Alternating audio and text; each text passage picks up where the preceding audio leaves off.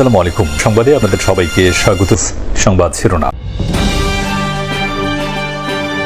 কুমিল্লার হোমনায় 4টি মাজারে ভাঙচুর, অগ্নিসংযোগের ঘটনায় অজ্ঞাতনামাদের আসামি করে পুলিশের মামলা। হামলাকারীদের বেশিরভাগই বহিরাগত, দাবি স্থানীয়দের। পিআর সহ 5 দফা দাবিতে বিভাগীয় শহরগুলোতে জামায়াতের বিক্ষোভ সমাবেশ। নিম্নকক্ষে আসন ভিত্তিকই রাখার সুপারিশ করেছে সংস্কার কমিশন, জানালেন বদিউল আলম। আমরা প্রস্তাব করেছি নিম্নকক্ষে হবে আসন ভিত্তিক যে বর্তমান যে পদ্ধতি আছে, আর উচ্চকক্ষ হবে পিআর পদ্ধতিতে। রাজশাহী বিশ্ববিদ্যালয়ের ছাত্র সংসদ নির্বাচনে জমজমাট প্রচার। পোষ্য কোটা পুনর্বহালের সিদ্ধান্তের প্রতিবাদে শিক্ষার্থীদের বিক্ষোভ। দিনাজপুরে সড়ক নির্মাণ কাজ শেষ হওয়ার পরদিনই হাতের টানে উঠে আসছে কার্পেটিং। অনিয়মের অভিযোগ স্থানীয়দের। এই রাস্তায় একেবারে 2 নাম্বারই কাজ, কারণ এই যে সবকিছু বেহাল অবস্থা। কালকে যে কাজ করছে আজকে সব উঠে গেছে, হাতের মাধ্যমে সব উঠে যাচ্ছে। দেখেন দেখেন এগুলা কাজ। মৌলভীবাজারে গড়ে উঠেছে পাখির কলোনি। আশ্রয় দিচ্ছেন বাড়ির মালিকরা। চোরা শিকারীদের রুখতে তৎপর এলাকাবাসীও। কুমিল্লার হোমনায় 4টি মাজারে হামলা, ভাঙচুর, অগ্নিসংযোগের ঘটনায় মামলা হয়েছে। অজ্ঞাত 22 জনকে আসামি করে এই মামলা করেছে পুলিশ। এর আগে একটি ফেসবুক আইডি থেকে ধর্ম নিয়ে কটূক্তির অভিযোগে এলাকায় উত্তেজনা সৃষ্টি হয়। অভিযুক্তকে গ্রেফতার করা হলেও হামলা, ভাঙচুর, অগ্নিসংযোগ করে একদল লোক। ঘটনাটিকে পূর্ব পরিকল্পিত বলেই দাবি স্থানীয়দের। প্রায় 3 দশকের পুরনো ফকির কফিলউদ্দিন শাহর মাজার এখন অবশিষ্ট কেবল ধ্বংসাবশেষ। ভক্ত অনুসারীরা কখনো ভাবেননি মাজারটিতে এভাবে হামলা হতে পারে। বৃহস্পতিবার সকালে মাজারটিতে হামলা ভাঙচুরের পর আগুন ধরিয়ে দেয় একদল লোক।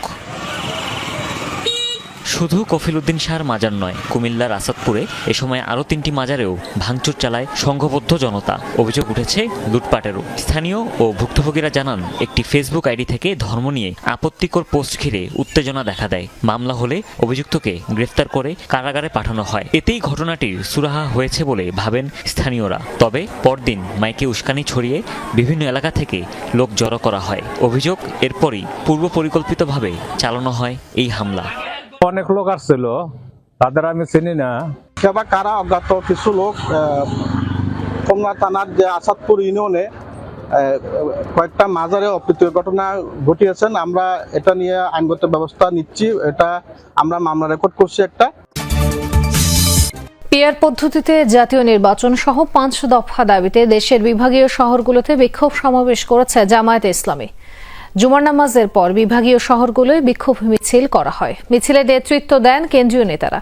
সেখানে জুলাই জাতীয় সনদের ভিত্তিতে আগামী ফেব্রুয়ারি নির্বাচন আয়োজন, নির্বাচনে সংসদের উভয় কক্ষে পিআর পদ্ধতি চালু করা, অবাধ ও সুষ্ঠু নির্বাচনের জন্য লেভেল প্লেইং ফিল্ড তৈরি নিশ্চিত, ফ্যাসিস্ট সরকারের গণহত্যা ও দুর্নীতির বিচার সহ 5 দফা দাবি জানায় নেতাকর্মীরা। নিম্নকক্ষ হবে আসন ভিত্তিক আর উচ্চকক্ষ পিআর পদ্ধতিতে। সংবিধান আর নির্বাচন ব্যবস্থা সংস্কার কমিশন থেকে এমনটাই সুপারিশ করা হয়েছে বলে জানিয়েছেন কমিশন প্রধান ডক্টর বদিউল আলম মজুমদার। সকালে মেহেরপুরে সুশাসনের জন্য নাগরিক আয়োজিত মতবিনিময় সভায় তিনি আরো বলেন, পিআর ও আসন ভিত্তিক নির্বাচন দুটিরই ইতিবাচক নেতিবাচক দিক আছে, তাই সংসদ 2 পদ্ধতিতেই থাকা উচিত বলে মনে করেন তিনি। এ সময় ঐকমত্যের মাধ্যমে একটি সুষ্ঠু ও নিরপেক্ষ নির্বাচন হবে বলেও আশা প্রকাশ করেন বদিউল আলম। বলেন, ভোটের মাধ্যমে একটি কার্যকরী গণতান্ত্রিক ব্যবস্থার প্রতিষ্ঠিতের পথ প্রশস্ত হবে।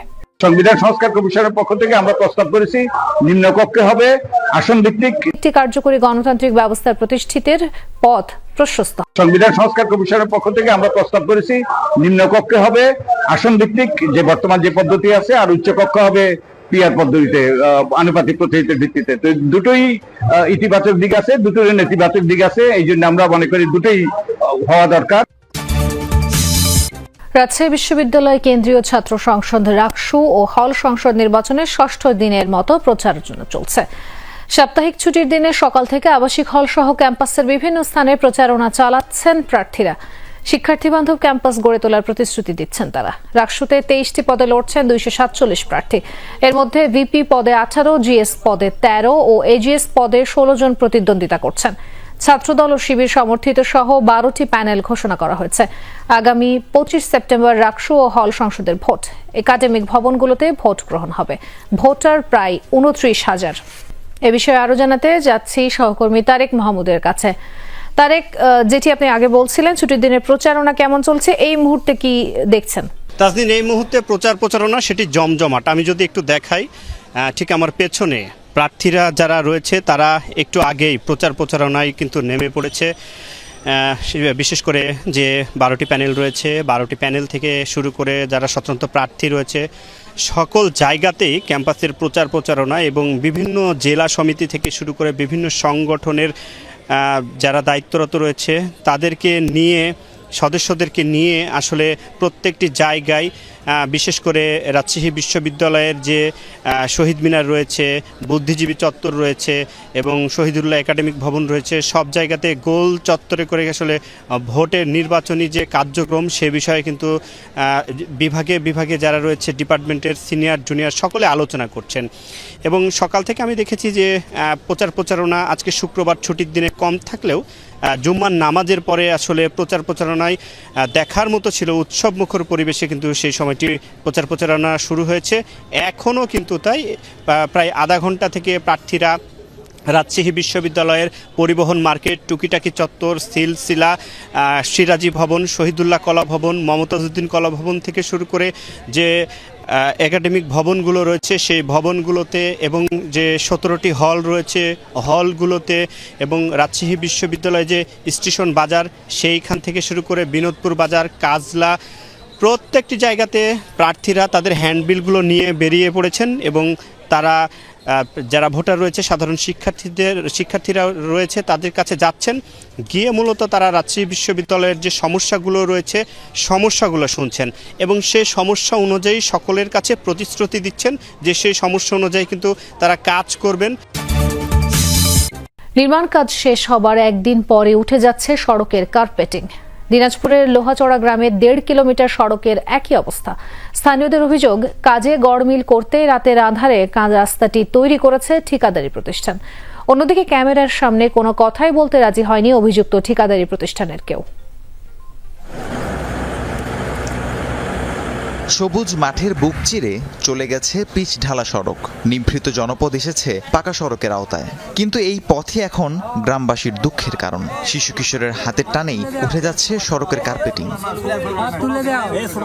ঘটনাটি দিনাজপুর হাকিমপুর উপজেলার লোহাচড়া গ্রামের। প্রায় 25 লাখ টাকা ব্যয়ে 1.5 কিলোমিটার গ্রামীণ সড়ক পাকাকরণ কাজ শুরু করে উপজেলা প্রকৌশল বিভাগ। সম্প্রতি নির্মাণ কাজ শেষ করেছে ঠিকাদারি প্রতিষ্ঠান মতিন এন্টারপ্রাইজ। কাজ শেষ হবার একদিন পর থেকেই উঠে যাচ্ছে কার্পেটিং।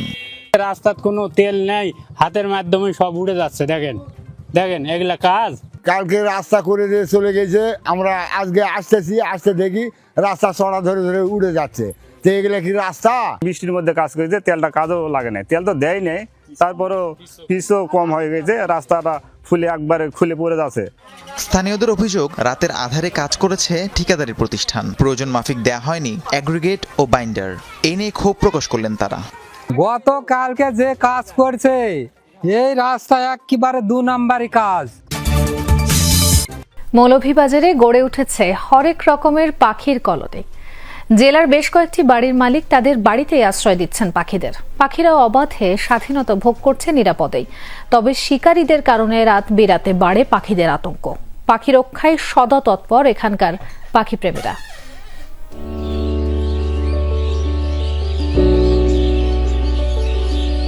প্রকৃতির নানা অনুষঙ্গের সব ভাষা এখানে এসে যেন থমকে যায়। আকাশ বাতাস মুখরিত অসংখ্য পাখির কলতান আর ডানা ঝাপটানোর আওয়াজে চারপাশে পাখির অবাধ বিচরণ মুগ্ধ করে সবাইকে।